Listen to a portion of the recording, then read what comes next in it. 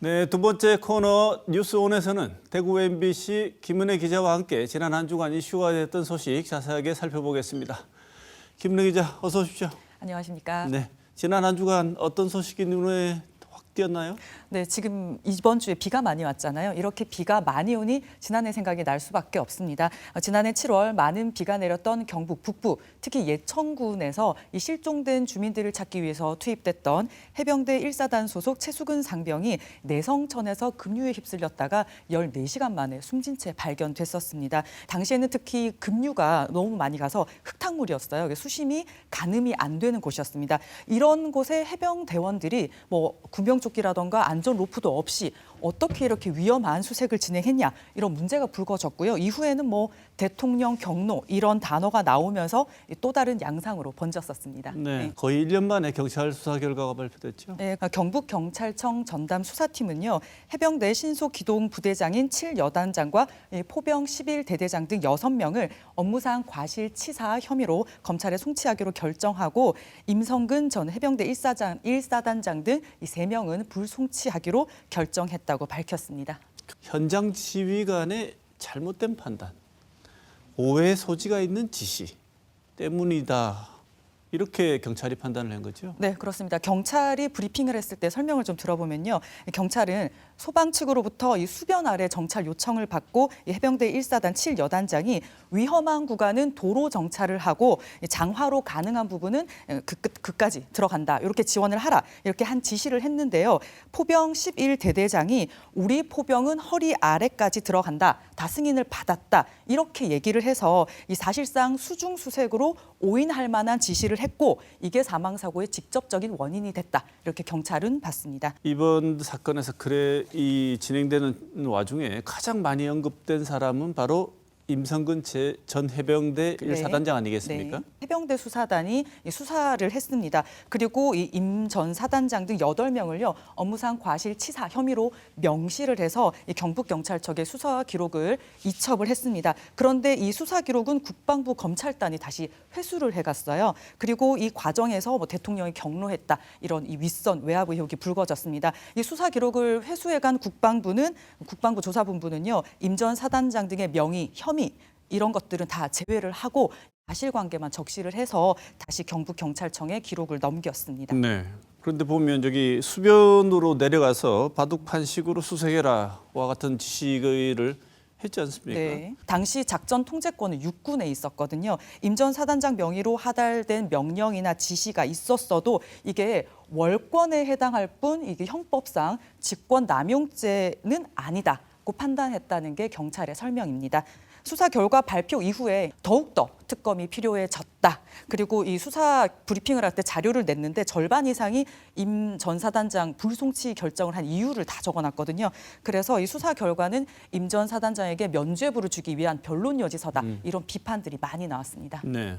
그래서 22대 국회에서도 최상병 특검법이 다시 통과되지 않았습니까? 네. 또 여기에 대해서 거부권. 윤 대통령은 즉각 또 거부권을 행사했고요. 네. 앞으로 전망은 어떻게 보십니까? 이 경찰이 임 전 사단장을 불송치를 했어도 이 검찰 단계에서 달라질 수 있다, 이런 보도들도 일부 있었습니다.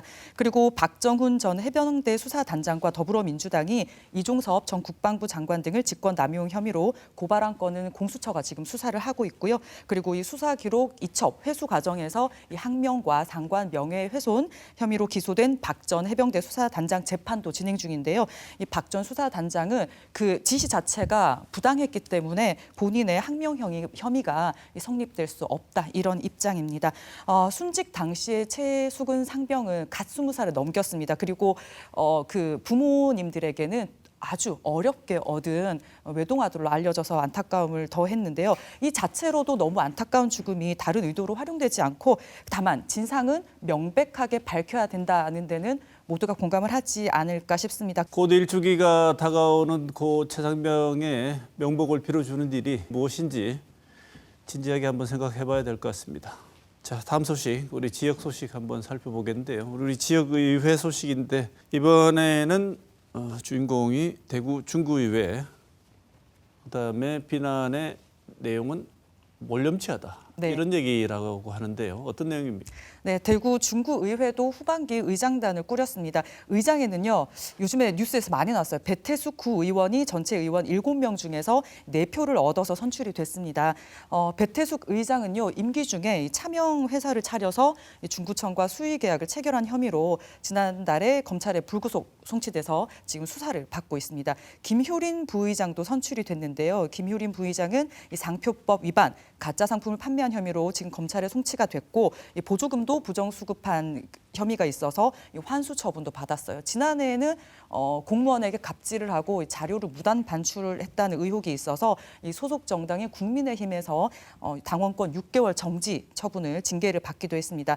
그리고 권경숙 도시관광위원장은요, 자녀와 운영하는 업체를 통해서 중구청과 다수의 수의 계약을 맺은 사실이 드러나서 제명이 됐었습니다. 하지만 물론 이 권 위원장이 법원에 낸 제명 효력 정지 가처분 신청이 받아들여져서 지금 복귀를 한 상태거든요. 하지만 이게 제명 의결 처분 취소 소송 본 소송은 진행 중이고 최종 판결이 남아 있어요. 그러니까 의장단 4명 중에 3명이 뭐 수사 대상이거나 재판이거나 이런 일에 연루가 돼 있습니다. 네.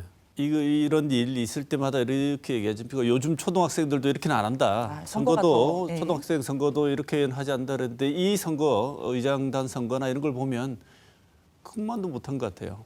대구 중구의회는요, 의장과 부의장 상임위원장을 이른바 이 교황 선출 방식으로 뽑습니다. 이 남구와 동구 군의군 의회도 마찬가지인데요. 현행 자치법상, 지방자치법상 기초의회의 경우 의장과 부의장을 무기명 투표로 선거를 통해서 선출하도록 하고 있습니다. 이렇다 보니까 이 지지표를 얻어야 되잖아요, 동료 의원들한테. 그래서 뭐 상임위 자리를 나눈다는 그런 논의를 하거나 또 뭐 돈봉투를 줬다 이런 보도들도 많이 나왔거든요. 이런 일들이 자꾸 벌어지기 때문에 좀 깜깜이 투표의 폐해를 줄이기 위해서 이 후보 등록제를 도입을 해야 된다. 이런 지적도 많이 나왔습니다. 지금 9개 기초의회 가운데 5곳 그중에서 이 수성구, 달서구, 서구의회는 의장, 부의장은 후보 등록제로 뽑고요. 그리고 상임위원장 교황 선출 방식을 유지를 하고 있고 이 북구와 달성 군의회는 의장단 전체를 이 후보 등록제로 뽑습니다. 물론 이 후보 등록제는요, 의장이 되려고 하는 의원이 후보로 등록을 하고 동료 의원들 앞에서 정견 발표를 한 뒤에 선거를 하고요. 그리고 사전 방청 신청을 하면 외부 주민들도 볼 수 있습니다. 물론 의장이 허가를 해야 된다라는 조건이 있긴 합니다. 결국 가장 무서운 거는 감시 아니겠습니까? 이 지역 주민분들이 많은 감시를 해주셔야 될 것 같습니다. 지역 주민들이 일일이 감시할 시간이 없습니다. 그래서 그 감시를 대신 하라고 있는 게 언론입니다. 그런 차원에서 언론이 이 기능을 잘하고 있는지도 의회와 함께 되돌아봐야 될 것 같습니다. 그렇습니다. 마지막 소식 어떤 겁니까? 지난 1일 저녁에 서울시청역 인근 도로를 달리던 승용차가 인도로 돌진을 해서 9명이 숨지는 사고가 있었습니다. 이 피해자들은 물론이고 주변에 있던 분들도 정말 평범한 평일 저녁에 날벼락 같은 사고를 접한 건데요. 가해 차량에 타고 있던 동승자는 사고 직후에 급발진을 주장했습니다. 이 사고 이후에 고령 운전자 사고 잇따라 보도가 계속 나왔죠? 예, 그렇습니다. 서울 그리고 부산 등에서 주민센터, 응급실, 놀이터로 이 차량이 돌진하는 사고가 났다는 보도들이 잇따랐습니다. 그 헤드라인을 보면요, 또 이번에도 이런 단어의 그 운전자들의 그 나이대를 명시한 제목들이 많았습니다. 시청역 가해 차량 운전자도 68살이었는데요. 이후에 이 면허 반납 등 고령자들의 운전을 제한해야 되는 것 아니냐 이런 반응을 접하는 언론 보도들도 많았습니다. 젊은 사람들 같을 수는 없죠. 네. 눈이 나빠지고 반응 속도가 떨어지고 어쩔 수가 없습니다. 그렇지만 이 원인이 정확하게 밝혀지지 않고 사실은 인과관계, 나이와 관련된 인과관계가 정확하게 밝혀진 연구 같은 게 아직 부족한 상태 아니겠습니까? 네. 이런 상황에서 무턱대고 이런 보도들을 보고 나이만 가지고 뭘 할 수는 없는 문제 같은데요. 그런데 또 통계를 보면요, 고령 운전자 교통사고가 늘고는 있습니다. 도로교통공단 자료에 따르면 65세 이상 고령 운전자 사고 비율이요, 2019년 14.5%에서 2020년에 15%, 그리고 2023년에는 20%로 나타났습니다. 고령 운전자 사고가 늘고 있다고는 볼 수 있지만요, 고려해야 할 것이 우리나라가 계속 고령화가 되고 있잖아요. 그래서 고령 인구 비율이 늘어나는 영향이 반영된다 이런 분석도 있습니다. 그리고 또 최근 10년간의 도로교통안전공단 이 자동차 리콜 센터에 접수된 이 급발진 주장 사고 건수를 신고자 연령별로 좀 분석을 했더니요. 56.8%가 50대 이하로 60대 이상보다 더 많았습니다. 이 고령이 고위험 운전자, 이 급발진은 고령에 집중된다라는 인식은 경계해야 된다는 지적도 그런 담은 보도들도 많이 나왔습니다. 일단 시청역 사고를 계기로 고령자들의 운전의 위험성과 이것에 대한 준비는 필요해 보입니다. 그렇습니다. 고령자 면허 반납이 있습니다. 하지만 실효성이 낮고요. 지금 참여도 그렇게 높진 않은 상황이에요. 운수업에 종사를 하는 경우에 이게 생업에 직결된 문제일 수도 있고요. 그리고 도시를 조금만 벗어나도 대중교통이 도시만큼 편리하지 않기 때문에 사실 고령자들의 이동권을 제한하거나 침해를 하는 문제가 있을 수도 있습니다. 다만 이 운전 적격 여부 검사 등 기준을 좀 엄격히 해서 고령이 아니라 고위험 운전자는 줄여야 한다는 지적이 많습니다. 고령자 비율이 세계에서 가장 높은 일본의 경우요. 2017년에는요. 이 가속 페달 오조작 방지 장치 등이 탑재된 이 서포트카를 도입을 해서요. 이 구입을 할 때 정부와 지자체가 비용의 일정 부분을 이제 보조를 해준다고 합니다. 지난해 기준으로 65세 이상 면허 소지자가 470만 명, 그리고 내년이면 500만 명이 될 것으로 예상이 되는데요. 이 빠른 고령화 속도만큼 대책도 필요한 것 같습니다. 자, 지금까지 이번 주 이슈가 된 소식들 살펴봤습니다. 뉴스오는 다음 주에도 꼭 짚어봐야 되는 이슈 가지고 다시 뵙겠습니다. 김은혜 기자, 이번 주 수고했습니다.